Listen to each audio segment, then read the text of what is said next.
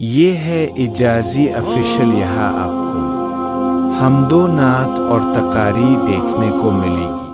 الحمدللہ نحمده ونستعینه ونستغفره ونؤمن به ونتوکل علیہ ونعوذ باللہ من شرور انفسنا ومن سیئات اعمالنا، من يهده الله فلا مضل له ومن يضلله فلا هادي له، واشهد ان لا اله الا الله وحده لا شريك له، واشهد ان سيدنا ونبينا ومولانا محمدا عبده ورسوله صلى الله تعالى عليه وعلى آله وأصحابه وبارك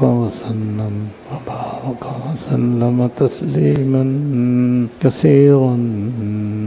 كثيرا أما بعد، فأعوذ بالله من الشيطان الرجيم. بسم الله الرحمن الرحيم.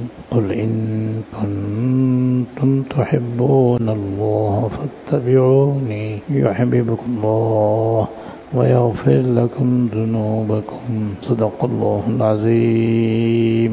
میرے قابل احترام بزرگوں اور عزیزوں، گزشتہ جمعے کو دین کی اہم اور بنیادی باتوں میں سے اور بنیادی احکام میں سے دوسرا حکم تھوڑا سا بیان کیا گیا تھا. بنیادی طور پر تو 3 حکم ہیں، ان پر عمل کرنے سے دین کے دوسرے بہت سے احکام پر بھی عمل کرنا آسان ہو جاتا ہے، اور ان تینوں کی اہمیت بھی قرآن و حدیث میں بہت زیادہ بیان کی گئی ہے. اسی بنا پر میں نے انہیں بیان کرنے کے لیے اختیار کیا. پہلی بنیادی بات یہ اور پہلا بنیادی حکم یہ ہے کہ ہر مسلمان پر واجب ہے کہ وہ حلال کمانے، کھانے، پینے، پہننے، رہنے میں استعمال کرے. بقدر زود حلال کمانا فرض ہے اور اس کو استعمال کرنا ضروری ہے. حلال کے مقابلے میں حرام ہے. حرام ہے.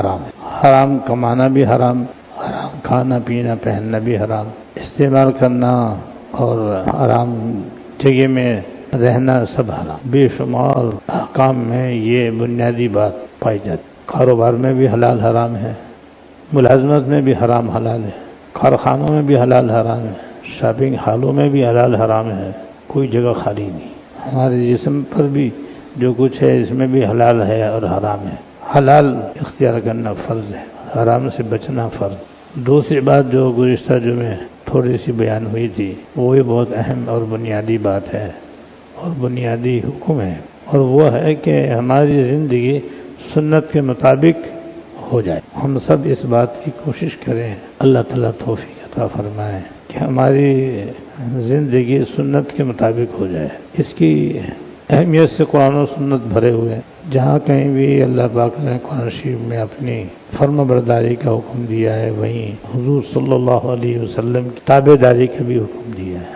اکثر قرآن شریف میں اسی طرح سے، کہیں الگ الگ بھی ہے. قرآن شریف میں کثرت سے یا ایھا الذین آمنوا اطیعوا اللہ واطیعوا الرسول، اے ایمان والو اللہ تعالیٰ کی بھی تابع داری کرو، اللہ تعالیٰ کے رسول کی بھی تابع داری کرو. اسی طرح احادیث طیبہ کے اندر بھی یہ حدیث میں نے گزشتہ جمعہ کو بھی سنائی تھی، اور جس نے مجھ سے محبت کی وہ کل میرے ساتھ جنت میں ہوگا انشاءاللہ. اس سے آپ کی سنت اور آپ کے طور طریقے اختیار کرنے کی کس قدر تاکید ہے. ہمارے ایمان کا تقاضا یہ ہے کہ اللہ تعالیٰ کے بعد سب سے زیادہ محبت حضور سے ہونی چاہیے.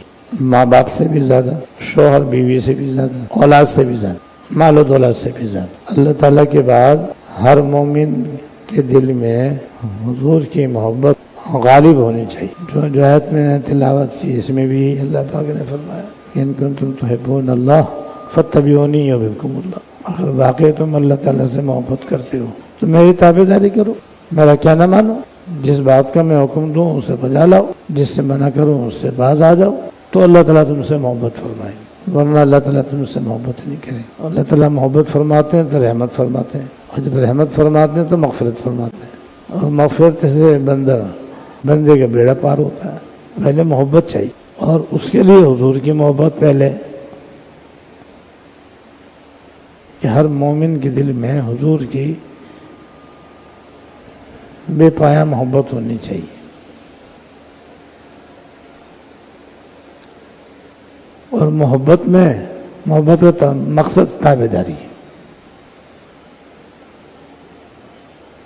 دنیاوی محبت میں بھی آپ کو یہی نظر آئے گا کہ جہاں جس سے محبت ہوگی وہ اس کا تابعدار ہوگا، اس کا کہنا مانے گا۔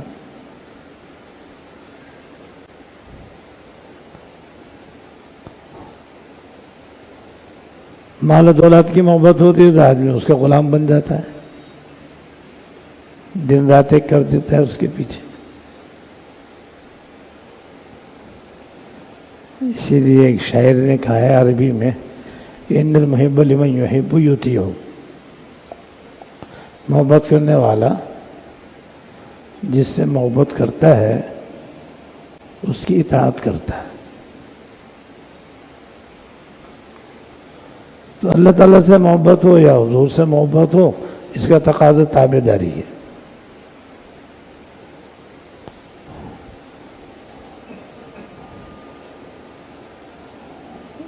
لہذا دوسری اہم اور بنیادی بات ہمارے دین میں یہ ہے کہ اللہ تعالیٰ کے بعد ہر مومن کے دل میں حضور کی سب سے زیادہ محبت ہونی چاہیے، اور اس کا تقاضا یہ ہے کہ اس کے دل میں حضور کی سنتوں پر عمل کرنے کی زیادہ اہمیت ہونی چاہیے،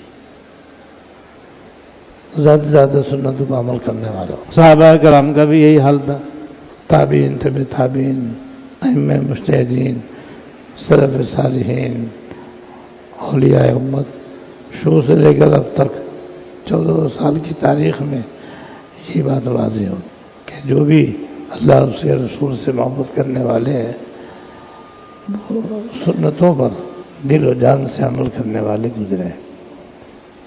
ہمارے اندر اس کی بڑی کمی ہے، ہمارے اندر اس کی بڑی کمی ہے۔ بس مشہور چند سنتوں پر تو عمل کر لیتے ہیں، لیکن آپ کی سنتیں صرف کھانے پینے سے متعلق نہیں ہیں، اور چند ایک نہیں ہے۔ جیسے میں نے گزشتہ جو مثال دی تھی کہ ہر نماز کا قبلہ کعبہ ہے، بغیر قبلے کی کوئی نماز نہیں ہو سکتی۔ اسی طرح ہماری ساری زندگی کا قبلہ اتباع سنت ہے، اس کے بغیر کامیابی نہیں ہو سکتی۔ لہذا ہم اس بات کی کوشش کریں کہ جو مشہور سنت ہیں وہ تو ہونی ہی چاہیے، کیونکہ ان پر عمل کرنا تو کوئی مشکل ہے ہی نہیں، پہلے سے الحمدللہ ان پر عمل ہے، تو جس چیز پر پہلے سے عمل ہوتا ہے آسان ہوتا ہے۔ مثلا بسم اللہ پڑھ کے پانی پینا، 3 سانس میں پینا، بیٹھ کر پینا، اب یہ تو عرصے سے اللہ کے فضل سے ہم مسلمانوں میں جو دیندار ہیں اور بزرگوں سے تعلق رکھتے ہیں ان کا معمول ہے۔ کوشش یہ کرنی ہے کہ جو سنتیں عمل میں نہیں ہوا ہے۔ حضرت حذیفہ بن یمان رضی اللہ تعالیٰ عنہ کا واقعہ یاد آیا، جو اسی مسجد میں حضرت شیخ الاسلام حضرت مولانا مفتی محمد تقی عثمانی صاحب دعوت برکاتہم نے عصر کے بعد کے بیان میں سنایا، اور کئی واقعہ سنائے تھے کہ جب انہوں نے کسرا پہ حملہ کیا جو زمانے کی سپر طاقت تھی، تو شروع میں تو اس نے کوئی توجہ دی نہیں کہ عرب کے ننگے بھوکے لوگ جو ہے بس اٹھ کھڑے ہوئے ہیں، انہیں کیا دیکھنا۔ لیکن یہ لوگ تو اللہ کی رضا کے لیے جہاد کرنے کے لیے اٹھے تھے۔ اس لیے جب اس نے دیکھا کہ یہ تو مسلسل میرا علاقہ فتح کرتے جا رہے ہیں اور آگے بڑھتے جا رہے ہیں، تو اس کو فکر ہوئی۔ اس نے کہا کہ ابھی بھی وہ پوری طرح بات سمجھا نہیں، کس طرح جو اس زمانے کی سپر طاقت تھی، ایران جس کو ایران کہتے ہیں، کہ یہ لوگ غریب لوگ ہیں، مسکین لوگ ہیں، خانہ بدوش لوگ ہیں، صحراؤں میں رہنے والے ہیں، ان کو پیسوں کی ضرورت ہوگی، لاؤ ان کو بلا لو، ان سے بات چیت کر لیتے ہیں، تو کچھ پیسوں کی ضرورت ہو تو پیسے دے دیتے ہیں، کسی اور چیز کی ضرورت ہو تو وہ دے دیتے ہیں. اس کو یہ نہیں معلوم تھا کہ یہ سچ مچ جہاد کرنے والے ہیں. اس نے اپنے دربار میں بلایا ہے اور دربار میں ان کو جمع کیا اور پہلے ان کے لیے کھانا پیش کیا، جسے مہمان نوازی کی جاتی ہے، مہمانوں کا اکرام کیا جاتا ہے. کھانا پیش کیا. اب کھانے کے دوران اچانک ایسا ہوا کہ حذیفہ بن یمان رضی اللہ تعالیٰ عنہ کے ہاتھ سے ایک لقمہ چھٹ کر نیچے گر گیا.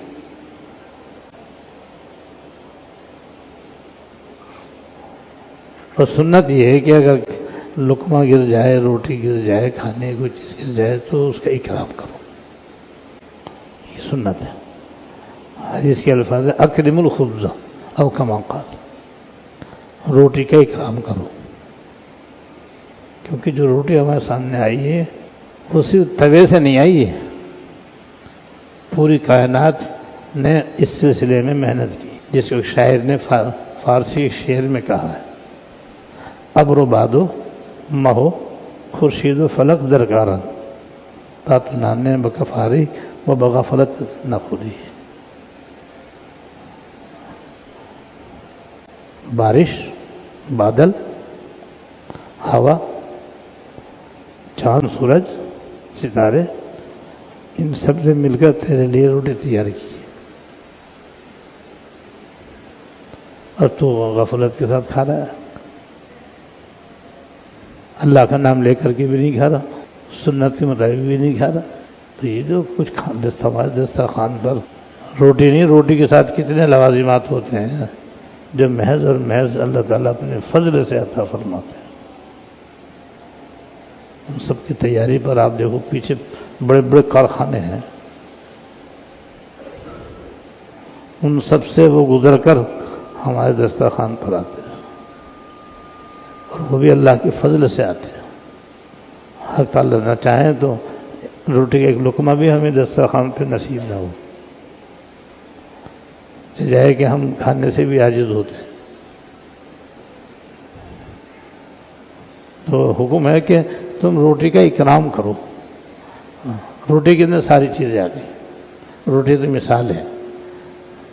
سالن ضائع نہیں کرو، چاول ضائع نہیں کرو، بوٹی ضائع نہیں کرو، کھانے پینے کی ذرات ضائع نہیں کرو. ان سب کا اکرام اور ادب کرو. اٹھا لو، صاف کر لو، کھانا چاہو تو کھا لو، نہ کھانا چاہو تو کسی کو کھلا دو. اور کچھ نہیں تو جانور کے سامنے ڈال دو. چیونٹی بھی غذا کے باریک باریک ذرات بخوشی کھاتی ہے، ان سے بڑے جانور وہ کھاتے ہیں. بلیاں بھی کھاتی ہیں، کتے بھی کھاتے ہیں. تو اکرام کرنا چاہیے. لہذا حذیفہ ابن یمان رضی اللہ تعالیٰ عنہ نیچے جھکنے لگے اٹھانے کے لیے. تو دوسرے ساتھی جو ان کے ساتھ تھے انہوں نے کوہنی سے اشارہ کیا کہ آپ دنیا کی سپر طاقت کے سامنے مذاکرات کرنے کے لیے بیٹھے ہوئے، یہ کیا کر رہے ہیں؟ یہ کوئی ضروری تو نہیں ہے. تو انہوں نے وہ ایمان والا جواب دیا، حضور کی سنت پر عمل کرنے والا جواب دیا. فرمایا کیا میں ان احمقوں کے خاطر اپنے آقا کی سنت چھوڑ دوں؟ اللہ اللہ اترک سنت حبیبی لہؤلاء الحمقى. ان احمقوں کے خاطر میں حضور کی سنت چھوڑ دوں؟ یہ کیسے ہو سکتا؟ مذاکرات کامیاب ہوں یا ناکام ہوں، میں تو حضور کی سنت نہیں چھوڑ سکتا. تو صحابہ کرام نے آپ کی ایک ادا پر قربان ہونے والے تھے. بس وہی طریقہ ہمیں اختیار کرنا چاہیے. دو واقعہ اپنے اکابر کے یاد آ گئے، وہ سنا تھا. یہ جو واقعات سنائے جاتے ہیں سبق لینے کے لیے سنائے جاتے ہیں، ویسے دل خوش کرنے کے لیے نہیں سنائے جاتے. اس لیے سنایا جاتا ہے کہ بھائی دیکھو یہ بزرگ تو ہمارے زمانے کے ہیں اور ہم ان کے پیروکار ہیں. جب ان کا یہ عمل ہے تو پھر ہمارا عمل بھی ویسے ہی ہونا چاہیے. یہ سبق لینے کے لیے یہ واقعہ سنایا جاتا ہے. ورنہ کو اتباع سنت کی اہمیت سے تو قرآن حدیث بھرے ہوئے بارہا آپ کے سامنے وہ بیان ہو چکے ہیں. ایک واقعہ حضرت مولانا انور شاہ کشمیری رحمۃ اللہ علیہ کا ہے، جو اکابر علماء دیوبند میں سے، اور اللہ جل شانہ نے ان کو غیر معمولی حافظہ عطا. ان کو چلتا پھرتا کتب خانہ کہتے، چلتا پھرتا کتب خانہ کہلاتے تھے. یعنی پوری لائبریری ان کے دماغ میں محفوظ تھی، جیسے اب کمپیوٹر میں محفوظ ہوتی ہے، پوری لائبریری کمپیوٹر میں، ایسی پورا کتب خانہ جس کا انہوں نے مطالعہ کیا ہوا تھا ان کے حافظے میں محفوظ تھا، جسے ان چلتا پھرتا کتب خانہ کہتے. اور وہ اپنے حافظے کے بارے میں فرماتے تھے کہ اگر میں سرسری طور پر ایک مضمون پڑھ لوں 30 سال تک یاد رہتا ہے، اور توجہ کے ساتھ دیکھ لوں تو بس پتھر کی لکیر، اور دن رات مطالعے میں مشغول رہے. جب ان کا انتقال کا وقت قریب آیا تو بہت تکلیف تھی. اور مومن کو انتقال کی جو تکلیف ہوتی ہے وہ بھی رحمت ہوتی ہے، وہ بھی اللہ تعالیٰ کی رحمت. اس کے ذریعے اللہ تعالیٰ ان کے یا تو گناہ معاف فرما رہے ہوتے ہیں، یا اس کی نیکیوں میں اضافہ فرما رہے ہوتے ہیں، یا ان کا درجہ بلند کر رہے ہوتے ہیں. تکلیف دیتے ہیں اور تکلیف کے ساتھ اللہ تعالیٰ صبر کی توفیق بھی دیتے ہیں، اور صبر کے نتیجے میں ان کے لیے جو اللہ تعالیٰ نے مقام مقرر کیا ہے جہاں وہ اپنے اختیاری عمل سے نہیں پہنچ سکے، اضطراری تکلیف دے کر صبر کی توفیق دے کر وہاں پہنچا دیں. تو آخر وقت تھا، تکلیف بہت تھی، پانی طلب کیا تو احباب نے اور شاگردوں نے چاہا کہ حضرت کو لیٹے لیٹے پلا دیتے ہیں، کیونکہ بہت تکلیف ہے، اٹھنا بھی مشکل، بیٹھنا بھی مشکل. خدا نے مجھے بٹھاؤ. عرض کی حضرت بہت تکلیف ہے، آپ کو اٹھانے میں بٹھانے میں بہت آپ کو تکلیف ہوگی، ہو تو ہو مگر مجھے بٹھاؤ. اب انہوں نے بٹھا دیا، اور گاؤں تکیے کی جگہ انہوں نے رضائی جو ہے اس کا گاؤں تکیہ بنا کے ٹیک لگا دی انہیں کمر کے پیچھے، تاکہ اس کے سہارے سے حضرت بیٹھ جائیں.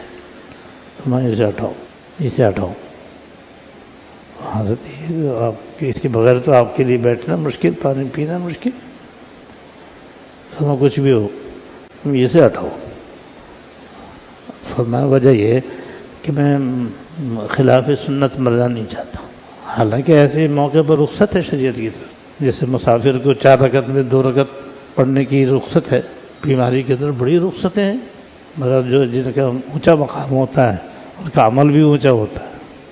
اللہ تعالیٰ ہمیں بھی توفیق. فرمایا اس ٹیک کو ہٹاؤ، ٹیک لگا کر پانی پینے خلاف سنت، ایسے ہٹاؤ چاہے تکلیف. میں نہیں چاہتا کہ ٹیک لگا کر کے پانی پیتا ہوا مروں. یہ ہے وہ بزرگ جو ہمارے زمانے کے بزرگ ہیں. ایسے سیف سلیمان ندوی رحمۃ اللہ علیہ کا واقعہ ہے، وہ بھی عجیب و غریب. سیف سلیمان ندوی رحمۃ اللہ علیہ جید علماء میں سے، اور پاکستان جب بنا تھا تو یہاں تشریف لائے تھے. آج بھی ان کا مزار جو ہے وہ نیوٹور قریب اسلامیہ کالج کے قبرستان میں ہے. اور علوم دینی اور عصری دونوں کے وہ ماہر تھے اور بڑے لائق و فائق تھے. حضرت تھانوی رحمۃ اللہ علیہ خلفاء میں سے، اور بڑے بڑے ہوٹلوں میں انہیں قیام ہوتا. غرض کے بہت اونچے مقام پر فائز تھے. وہ ایک دن اپنا واقعہ سناتے ہیں کہ میں ایک ہوٹل میں کھانا کھا رہا تھا، اور آپ جانتے ہیں کہ کھانا کھانے کے بعد پلیٹ کو صاف کرنا سنت ہے. آج اس سنت کو زندہ کرنے کی ضرورت ہے.